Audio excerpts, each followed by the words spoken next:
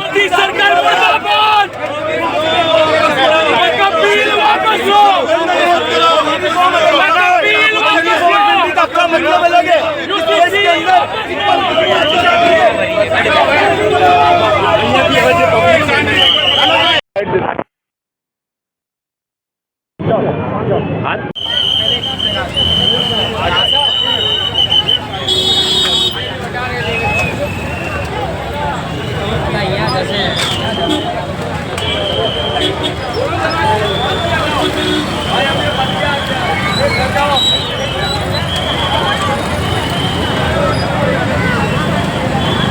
घर निकलो ना आपा, अब घर निकलो, वो लोग भी ट्रैफिक का प्रॉब्लम हो रहेगा। आपा हो गया।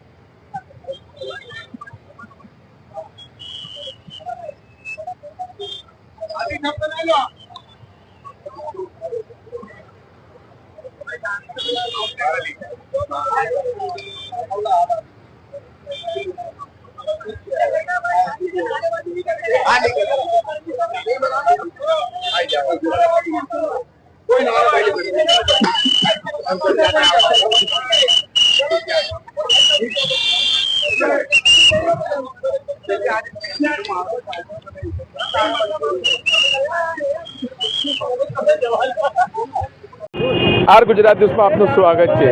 યુસુફી અને વકફ બિલ ઉપર અમદાવાદના મુસ્લિમ સમાજના આગેવાનો એક સાથે આવી અને નહેરુ બ્રિજના નાકા ઉપર વિરોધ કરવામાં આવી। તમે જોઈ શકો છો નહેરુ બ્રિજના નાકા ઉપર અહીંયા તમે મોટી સંખ્યામાં પોલીસ કાફલો જોઈ શકો છો અને મુસ્લિમ સમાજના આગેવાનો પણ અહીંયા એકઠા થયા હતા।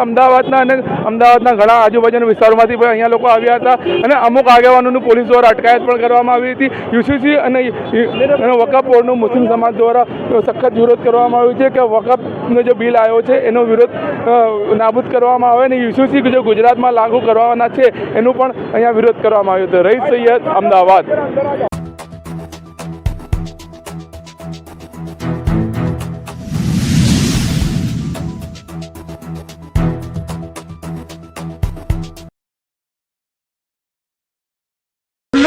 રક્ષકસ્વાદી સમિતિ દ્વારા ઘણા સમયથી અમદાવાદ શહેરની અંદર તમામ ધર્મના આગેવાનો સાથે દેખાવનો યુસુફીની વિરુદ્ધમાં કાર્યક્રમ ચાલે છે।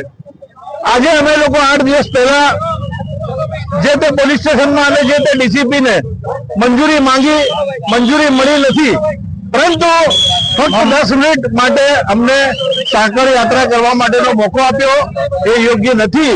કમસે કમ અમારી રજૂઆત તો અમે મૌખિક રજૂઆત કરવા માંગીએ છીએ। કોઈ કાયદો હાથમાં લેતા નથી, કોઈ જાતનો ઘર્ષણ પણ પેદા કરતા નથી। ભારતના નાગરિક તરીકે અમારે રજૂઆત કરવાની જે અમારી વાત છે એને હું આપના માધ્યમથી સરકાર સુધી પહોંચાડવા માંગુ છું કે યુસુફીની વિરુદ્ધમાં જે અમારી રજૂઆત છે, જે સમગ્ર ટીમો જે ઊભી છે, જે હજારો નાગરિકો, બહેનો, માઓ જે આવ્યા છે, એમની રજૂઆત ફક્ત એ જ છે કે યુસુફી નાબૂદ થાય। અમારા ઇસ્લામના જે કાયદો છે એ કાયદામાં અમે રહેવા માંગીએ છીએ અને જે બંધારણે અમને હક આપ્યો છે એ બંધારણનો અમલ થાય એ જ લાગણી સાથે અમે લોકો આજે અહીંયા વિરોધમાં આવ્યા છે। ઘણા બધા પ્રોગ્રામો થઈ રહ્યા છે, પોલીસ પરમિશન આપી નહીં રહી છે, શું કહેશો? એ સરકારની અંદર સરકારની બદઇરાદા છે। સરકાર જબરદસ્તી યુસુફીના નામે પોલીસનો ઉપયોગ કરીને કાયદોને દબાવવા માંગે છે, લોકોને દબાવવા માંગે છે, એ યોગ્ય નથી। પરંતુ આની બાબતમાં જરૂર પડશે તો અમે કોર્ટમાં પણ જઈશું। જે પરમિશન હતી એ બહુ શાંતિપૂર્વક એક ધરણા જે માનવ સાંકળનો કાર્યક્રમની હતી, તેમ છતાં આખા અમદાવાદમાંથી શાંતિપ્રિય લોકો આજે નહેરુ બ્રિજ ઉપર ખૂબ મોટી તાદાદમાં ઉમટી છે કે જે રીતે નરેન્દ્ર મોદી સરકારે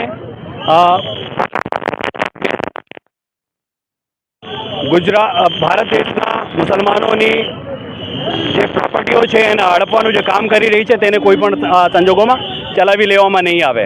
સાથે સાથે આજે જે પ્રોટેસ્ટ હતું એ યુનિફોર્મ સિવિલ કોડની જે સમિતિ ભૂપેન્દ્ર પટેલ દ્વારા બનાવવામાં આવી છે તે સમિતિને પણ અમે વખોડીએ છીએ અને તે સમિતિ ફક્ત મુસલમાન લોકોને હેરાન કરવા અને પરેશાન કરવા એમના તેના માટે પણ વિરોધ કરવા આજે મોટી સંખ્યામાં લોકો ઉમટી આવ્યા હતા। એટલે ગુજરાતની ભાજપ સરકાર અને કેન્દ્રની ભાજપ સરકારે સમજી જવું જોઈએ કે હવે કાયદાઓ બનાવવાના નામે તમે મુસલમાનોના અધિકારો છીનવી નહીં શકો। મુસલમાનો રસ્તા ઉપર આવવા लाग्યા છે અને આવનારા દિવસોમાં જો તમે આવી જ રીતે ચાલુ રાખશો તો આખા દેશમાં લોકો છે। वक़्फ़ की मिलकत है, हर कौम के पास है, फिर मुस्लिम को क्यों परेशान किया जा रहा है? हमारी वक़्फ़ हमारा हक है, हमारी वक़्फ़ हमारा हक है और हमारी शरीयत को बदलने की बातें की जा रही है। तो हमारा हिंदुस्तान में भी इतना ही खून बहा है जितना के हिंदू भाइयों का। हमें किसी से कुछ लेना देना नहीं है, हम सबके साथ अच्छे से रहते, लेकिन फिर भी हमारे साथ कभी अजान को लेकर, कभी हिजाब को लेकर हर बार हमें परेशान किया जा रहा है। तो क्यों हम हमारे हक के लिए लड़ेंगे? सब धर्मों की लो, गुजराती की भी लो, सब धर्मों की वक़्फ़ पर ऑब्जेक्शन होना चाहिए, सिर्फ हमारी मिलकत पर क्यों? और ये वक़्फ़ की मिलकत तो हमें अल्लाह वालों ने दी है, हमें इबादत करने के लिए, हम वहाँ इबादत करते हैं और अल्लाह के लिए हमारा जो भी कुछ है, जितना भी अल्लाह हमको ज़्यादा देता है तो हम वो वक़्फ़ में देते हैं। तो हमारी मिलकत पे नापाक नीयत क्यों?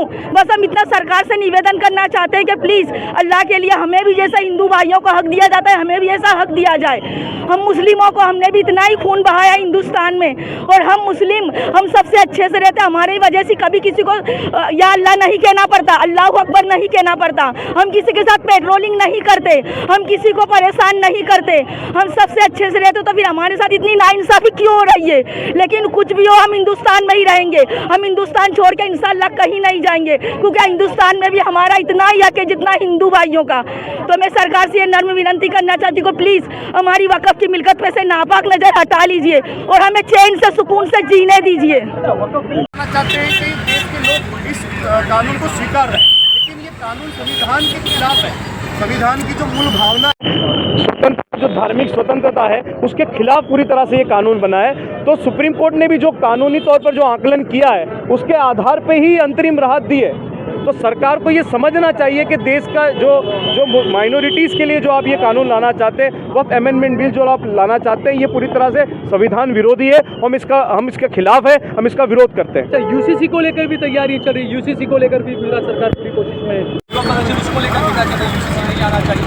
देखिए, यूनिफॉर्म सिविल कोड का एक लिक्विड स्टेट जो किया उत्तराखंड में किया, उत्तराखंड में जो कानून लागू है उसके अकॉर्डिंग अगर देखा जाए तो भी वही बात आती है कि जो धार्मिक स्वतंत्रता है, जिस तरीके से पर्सनल लॉ बोर्ड हमें दे रखा है, पर्सनल कानून दे रखे हैं कि शादी किस तरह से करनी है, डाइवोर्स किस तरीके से होगा, बच्चा गोद लेने की बात हो या मिलकत का बंटवारा हो, ये सारे जो धार्मिक कानून हर तरीके से दे रखे हैं। यूनिफॉर्म सिविल कोड का मतलब ये है कि समान नागरिक, पूरे 140 करोड़ लोगों का समान नागरिक धारा लागू किया जाए। तो फिर मणिपुर में क्यों नहीं, फिर हिमाचल में क्यों नहीं, सिक्किम में क्यों नहीं, अरुणाचल प्रदेश में क्यों नहीं, क्यों आदिवासी क्षेत्र और आदिवासी लोगों को इससे दूर रखा गया, क्यों पहाड़ी विस्तारों को इससे दूर, जहाँ की भौगोलिक स्थिति, भाषा की स्थिति अलग अलग है, उनको आपने बाकात रखा है। और सिर्फ टारगेट जो पॉलिटिकल एजेंडा है भारतीय जनता पार्टी का, एजेंडे के तहत सिर्फ माइनॉरिटीज में भी सिर्फ मुस्लिम को टारगेट करने के लिए यूसीसी कानून बनाया। अच्छा, यानी ये कि जहाँ पना ये चाहते हैं कि शरीयत न माने, आप हिंदू एक्ट जो है वो यूसीसी के नाम पर थोपा जा रहा है। ये बात सिर्फ इतनी है कि सिर्फ नफरत की राजनीति, हिंसा की राजनीति, द्वेष भाव की राजनीति, ये पीच पर बीजेपी को अच्छा लगता है। बीजेपी इस पीच पर खेलना चाहती है, मुद्दों की बात नहीं की जा रही। आज फॉरेन इन्वेस्टमेंट देश से चला गया है, आज सब संस्थाएं आप बेच रहे हैं, आप पोर्ट बेच रहे हैं, आप रेलवे बेच रहे हैं, LIC बेच रहे हैं, सब कुछ तो आप बेच रहे हैं। आप गोल्ड का भाव देख लीजिए, पेट्रोल डीजल का भाव, महंगाई पर आप बोलने को तैयार नहीं हो। आप बेरोजगारी की बात देखिए कहाँ पे हालत है, 200 करोड़ रोजगार की बात आपने वादा किया था, आप रोजगार नहीं दे। तो मुख्य जो मुद्दे हैं देश के, उस मुद्दों पर आप बात नहीं कर रहे हो। तो मुद्दों को डाइवर्ट करने के लिए आज चीन 4000 किलोमीटर देश में घुस गया है। ये क्यों नजर नहीं आता देश के गृह मंत्री को, देश के डिफेंस मिनिस्टर को, देश के प्रधानमंत्री को? 4000 किलोमीटर चीन भारत देश की बॉर्डर के अंदर आ गया है, ये क्यों नजर नहीं आता? तो मुख्य मुद्दों से ध्यान भटकाने के लिए सिर्फ और सिर्फ अपनी राजनीतिक कम्युनल पॉलिटिक्स को चमकाने के लिए बीजेपी ये सब कर रही है। नरेंद्र मोदी जी जो हैं वो सऊदी अरब गए और कह रहे हैं कि मोहम्मद बिन सलमान से मेरी बहुत अच्छी दोस्ती है, मैं बहुत खुश हूँ। प्रधानमंत्री ये कहते हैं, लेकिन उन्हीं के पार्टी के सांसद यहाँ पर जगह जगह देश में कहते हैं कि मुसलमानों का बॉयकॉट किया जाए, मुसलमानों के साथ व्यापार न किया जाए। जहाँ पर आप खड़े अहमदाबाद के अंदर, यहाँ पर भी एक अशांत धारा है, डिस्टर्ब एरिया एक्ट है, हिंदू मुसलमान एक दूसरे का मकान खरीद बेच नहीं सकते हैं, कलेक्टर की परमिशन लेनी पड़ेगी। तो ये आखिरकार कौन सा भारत है? यही नहीं न्यू इंडिया यही है? देखिए, भारत देश में बहुत दुर्भाग्यपूर्ण घटनाएं हो रही है। अगर रोज देखा जाए तो सुप्रीम कोर्ट की अवमानना होती है, हाई कोर्ट की अवमानना होती है। सुप्रीम कोर्ट कहता है बुलडोजर नहीं चलेगा, फिर भी बुलडोजर चलता है। भारतीय जनता पार्टी का सांसद ये कह रहा है कि सुप्रीम कोर्ट जो है वो देश में युद्ध करा रहा है। सुप्रीम कोर्ट के खिलाफ भारतीय जनता पार्टी का सांसद बयान दे रहा है, लेकिन उस पर कोई कार्रवाई नहीं होती। तो देश जो चलेगा वो लोकतंत्र से चलेगा। हम चाहते हैं कि विदेश के लोग देश के साथ दोस्ती रखें, हमारा व्यापार बढ़े, हमें कोई आपत्ति नहीं है। लेकिन जिस तरीके से प्रधानमंत्री जी बाहर के जो शेख साहब को गले लगाते हैं, तो देश के शेख साहब को भी गले लगाना चाहिए और देश के मुसलमानों के लिए भी प्यार जताना चाहिए। ठीक है, बहुत बहुत शुक्रिया हमसे बात।